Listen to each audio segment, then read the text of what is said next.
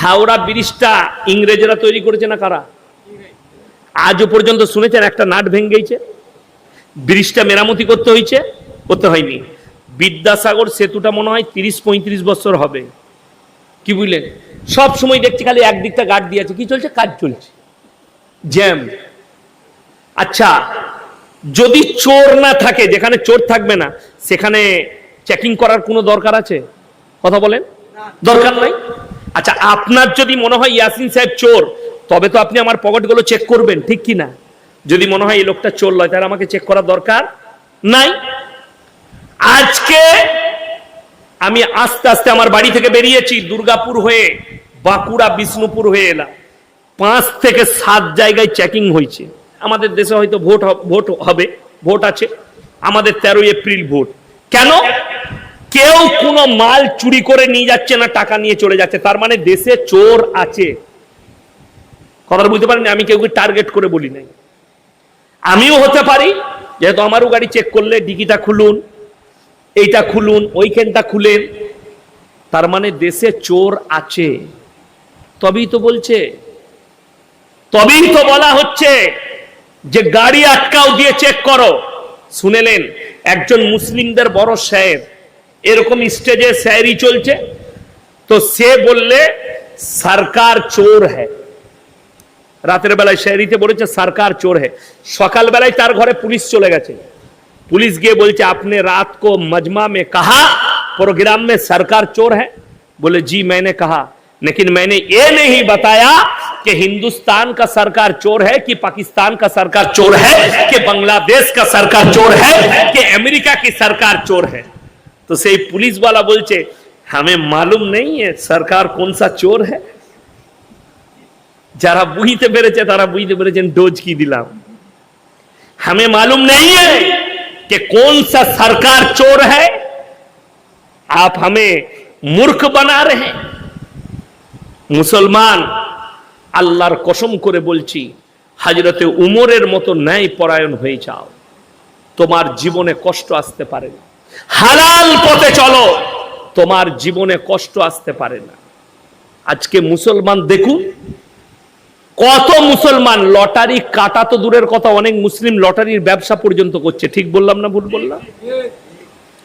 লটারির ব্যবসা যদি কেউ কোনো মৌলবি হালাল বলে দিতে পারে, আল্লাহর কসম আমি আজ থেকে আর জীবনে বক্তব্য দেবো না, এখানে ইতি করে দেবো, জীবনে জলসা করবো না, ছেড়ে দেবো, মাদ্রাসার ক্লাস করব।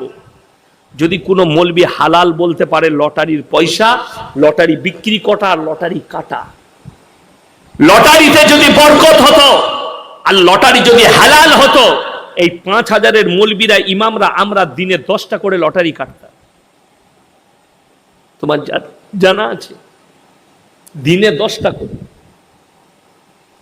বড় কষ্ট লাগে। তুমি হারাম খাচ্ছ আর নিজেকে গর্ব করে বলো আমি মুসলমান। তুমি হারাম খাচ্ছ আর নিজেকে গর্ব করে বলো আমি ইমানদার। তুমি আল্লাহর কাছে মরণ তোমার আসবে না, তুমি কি জবাব দেবে? যারা যৌবনের গর্মি দেখাচ্ছেন, যারা যৌবনের গর্ব করছেন, তুমি তোমার দাদুকে তাকিয়ে দেখো যে কবরে শুয়ে আছে, মাটির সাথে মিশে গেল। তোমার বাপকে দেখো। রমজান মাসে আমার আব্বাজি এতেকাপ নিয়েছিল বর্ধমান টাউনে ঘোড়া শহীদ মসজিদে। তো যেদিনে চাঁদ উঠলো আমি আমার গাড়ি করে আনতে গেছি, মগরবের নামাজ পড়ে বেরিয়ে গেলাম। গাড়িতে চাবিয়ে যখন আনছি, উনি পেছনে বসেছেন, আমি সামনের সিটে বসেছি। তো আমাকে বলছে আমার সব ঠিক আছে, শরীর খুব দুর্বল লাগছে, শরীর খুব দুর্বল। বাড়িতে ধরে ধরে নামালাম। তো আমার খালি গাড়িতে বসে বসে এটা চিন্তা হলো, আজকে যে অবস্থাটা আমার আব্বার দেখছি, ওই জায়গাটা একদিন আমারও আসবে। আজকে আমি যুবক, কালকে ওই জায়গাটা আমারও একদিন ওই হালটা আসবে। আমিও হয়তো আমার সন্তান দিকে বলবো আমাকে খুব দুর্বল লাগছে।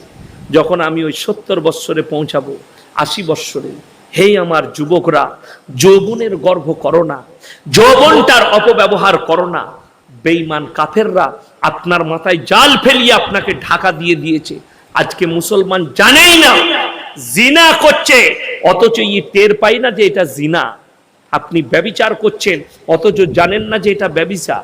আপনারা বলুন, আমি প্রমাণ করে দিই। বললাম না মানুষ আর জানোয়ারের পার্থক্যটা আকৃতির নয়, আখলাকের নয়, খাওয়া দাওয়ার নয়। যারা মনে করছেন জানোয়ারে এটা খায়, হ্যাঁ, গরুতে ছানি খায়, ঘাস খায়, আচ্ছা গুড় দিলে গুড় খায় না? খায় না? আখের গুড় খায় না? খায়, মানুষও খায়। শুনেলেন এই কিছুদিন আগে মুকেশ আম্বানির ছেলের বিয়ে হলো, ভাওনগরে বিয়ের অনুষ্ঠান হলো। তাদের একটা বাগান আছে, ফরেস্ট, যেখানে জীবজন্তু জানোয়ার গুলোকে রেখেছে। আপনি অবাক হবেন, মিডিয়া জিজ্ঞেস করছে আপ जो है हाथी को क्या खिलाते हैं, হাতি রেখেছে অনেক, इसके लिए क्या खाना बनाते, তো তাদের জন্য একটা খেজুরি হয়।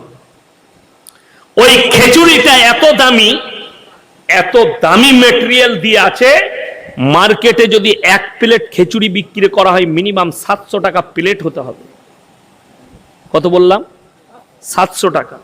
তো সেই মিডিয়াওয়ালাকে এক চামচ দিয়ে দিল বাটিতে, সে চামচে করে খেয়ে বললে এ তো বহুত বেহতরিন হ্যাঁ, বহুত স্বাদিষ্ট হ্যাঁ, বড়া বেহতরিন হ্যাঁ।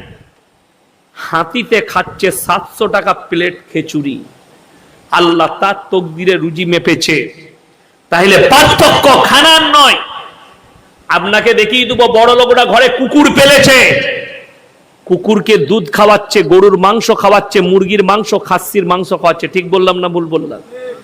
কুকুর পেলেছে, দামি দামি কুকুর, তাদেরকে প্রত্যেকদিন 2 কিলো 3 কিলো। তাইলে মানুষের আর তার মধ্যে খানার পার্থক্য লয়, আকৃতির পার্থক্য লয়, আসল পার্থক্যটাই আপনার জানা দরকার, যে জানোয়ার আর ইনসানের মধ্যে আসল অরিজিনাল ফারাকটা কি। আজকে আমি জলসা করতে এসেছি, আমাকে যদি আপনারা জিজ্ঞেস করেন হুজুর আপনি কে, তো আমি আমার বাবার নাম লুবো না মায়ের? কথা বলে না? বাবা, আমি মোল্লা শওকত আলী মাজাহির ছেলে, এটাই বলবো। চলুন, আপনাদিকে যদি কেউ কি জিজ্ঞেস করি তুমি কে, সে মায়ের নাম লিবে না বাবের বাবা?